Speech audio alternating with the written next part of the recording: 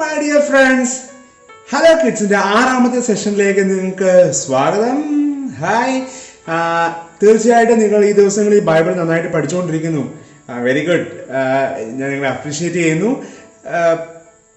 പ്രധാനമായും നമ്മൾ ജെനസിസ് ഉൽപ്പത്തി പുസ്തകം ആദ്യത്തെ കുറച്ച് ചാപ്റ്റേഴ്സ് നമ്മൾ വായിച്ചു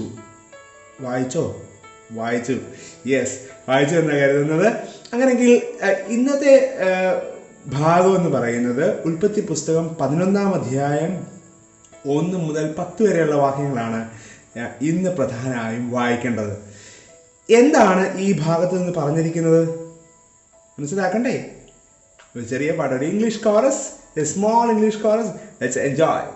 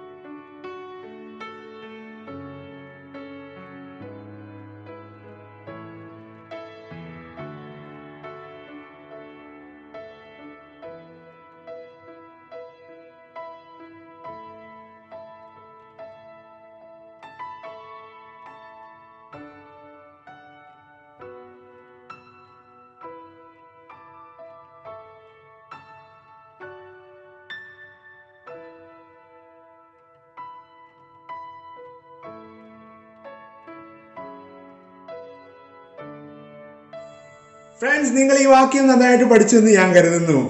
പഠിച്ചോ? യെസ്. എങ്കിൽ ഈ ഭാഗത്ത് നിങ്ങൾ വായിച്ച ഈ ഭാഗം ഒരു ടവറിനെ പറ്റിയാണ് പറയുന്നത്. ഏത് ടവറാണ്? യെസ്, ടവർ ഓഫ് ബാബേൽ എന്ന് പറയുന്ന ബാബേൽ ഗോപുരത്തെ പറ്റിയാണ് ഈ ഭാഗത്ത് പറയുന്നത്. നോഹയുടെ തലമുറകളെ പറ്റിയാണ് ഇതിനു മുമ്പുള്ള ഭാഗങ്ങളിലെല്ലാം ചാപ്റ്റേഴ്സിലെല്ലാം പറഞ്ഞിരിക്കുന്നത്. അത് കഴിഞ്ഞാൽ ഉടനെ വന്നിരിക്കുന്നത് നോഹയുടെ തലമുറ ചെയ്ത ഒരു കാര്യത്തെ പറ്റിയാണ്. എങ്കിൽ നോഹയുടെ തലമുറ മക്കളെ കുറച്ച് അഹങ്കാരികളായി മാറിക്കഴിഞ്ഞിരിക്കുന്നു. ദൈവത്തെക്കാൾ കുറച്ച് മുകളിൽ എത്തണമെന്നോ ദൈവത്തിന് ഒപ്പം എത്തണമെന്നോ ഒക്കെയുള്ള ആഗ്രഹം അവർക്ക് വർദ്ധിച്ചു വരുന്നുണ്ടോ എന്നുള്ളൊരു തോന്നൽ തീർച്ചയായിട്ടും ഉണ്ടായിരിക്കുന്നു. അങ്ങനെയെങ്കിൽ അങ്ങനെ ഒരു തോന്നലിന്റെ മുമ്പിൽ നിന്നുകൊണ്ടാണ് അവർ ഒരു ടവർ ബിൽഡ് ചെയ്യാമെന്ന് മനസ്സിൽ അവർ ആഗ്രഹിച്ചത്. അങ്ങനെ അവർ ഒരു ഇഷ്ടിക കൊണ്ടൊക്കെയുള്ള ഒരു ടവർ ബിൽഡ് ചെയ്തു. അവരുടെ ആഗ്രഹവും ഒക്കെ ഇങ്ങനെ മുമ്പോട്ട് പൊയ്ക്കൊണ്ടിരിക്കുമ്പോഴാണ് ദൈവം തീർച്ചയായിട്ടും മറ്റൊരു പ്ലാൻ ഒരുക്കുന്നത്. പ്ലാൻ ബി എന്ന് പറയുന്ന മറ്റൊരു പ്ലാൻ ഒരുക്കുന്നത്. ഗോഡ് ചെയ്തത് എന്താണെന്ന് അവർക്ക് മനസ്സിലായില്ല. ഗോഡ് ചെയ്തത് എന്താണെന്ന് അറിയാമോ? അവർ ഒരുമിച്ച് നിന്നിരുന്ന അവർക്കെല്ലാം വ്യത്യസ്തമായ ഭാഷ കൊടുത്തു.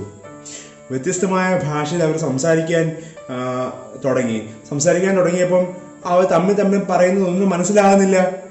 അവരപ്പം ചിതറിപ്പോയി.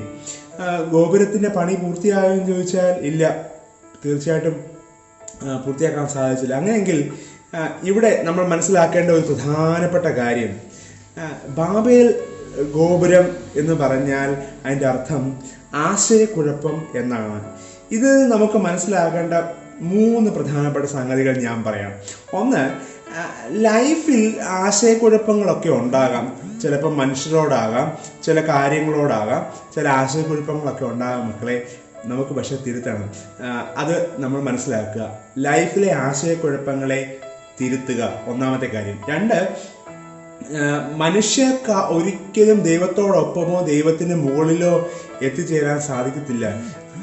സുപ്രീം അതോറിറ്റിയാണ് ഗോഡ് എന്ന് പറയുന്നത്. അങ്ങനെയെങ്കിൽ ദൈവത്തോടിൻ്റെ ഒപ്പം എത്താൻ മനുഷ്യർക്ക് ആർക്കും കഴിയത്തില്ല.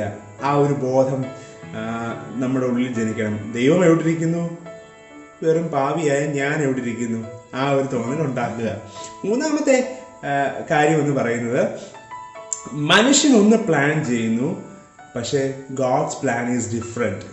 മക്കളെ, നമ്മൾ ചിലപ്പോൾ പറയാറുണ്ട്, ഞാൻ ചിന്തിക്കുന്ന ഒന്നും നടക്കുന്നില്ല, ദൈവം എന്താ ഇങ്ങനെ ചെയ്യുന്നത്, ദൈവം ദുഷ്ടനാണോ, എന്നൊക്കെ പറഞ്ഞ് നമ്മൾ ദൈവത്തെ കുറ്റപ്പെടുത്താം. മക്കളെ, ദൈവത്തിന് നമ്മളോടുള്ള പ്ലാൻ ഡിഫറെൻ്റ് ആണ്. God's plan is different. അതുകൊണ്ട് ദൈവത്തിൻ്റെ പ്ലാൻ എന്താണെന്ന് മനസ്സിലാക്കുക. ഈ ടവർ ഓഫ് ബാബേലിൻ്റെ കാര്യത്തിലും ഗോഡ്സ് പ്ലാൻ ഈസ് ഡിഫറെൻറ്റ്. ദൈവം മറ്റൊന്നാണ് ആഗ്രഹിച്ചത്. അങ്ങനെയെങ്കിൽ ആ പ്ലാൻ എന്താണെന്ന് റിയലൈസ് ചെയ്ത് ദൈവത്തിൻ്റെ മുമ്പിൽ നമുക്കിന്ന് സബ്മിറ്റ് ചെയ്യാം. Close your eyes. നമുക്ക് പ്രാർത്ഥിക്കാം. സ്നേഹവാനായ ദൈവമേ, ദൈവത്തോട് ചേർന്ന് നിന്നുകൊണ്ട് വളരുവാനും പഠിക്കുവാനും ഞങ്ങളെ സഹായിക്കണമേ. ദൈവത്തിൻ്റെ പ്ലാൻ എന്താണെന്ന്, പദ്ധതി എന്താണെന്ന് മനസ്സിലാക്കി ജീവിപ്പാൻ ഞങ്ങളെ സഹായിക്കണമേ. അഹങ്കാര മനോഭാവം ദൈവം ഞങ്ങളിലുണ്ടെങ്കിൽ അത് ഞങ്ങളിൽ നിന്ന് കുറച്ച് അങ്ങയോട് ചേർന്ന് നിലകൊള്ളുവാൻ ഞങ്ങളെ സഹായിക്കണമേ. ഞങ്ങളെയൊക്കെ ബലപ്പെടുത്തണമേ. സകലതും യേശുവിൻ്റെ നാമത്തിൽ അപേക്ഷിക്കുന്നു. കൃപയോടെ കേൾക്കണമേ. ആമേൻ. ബൈ.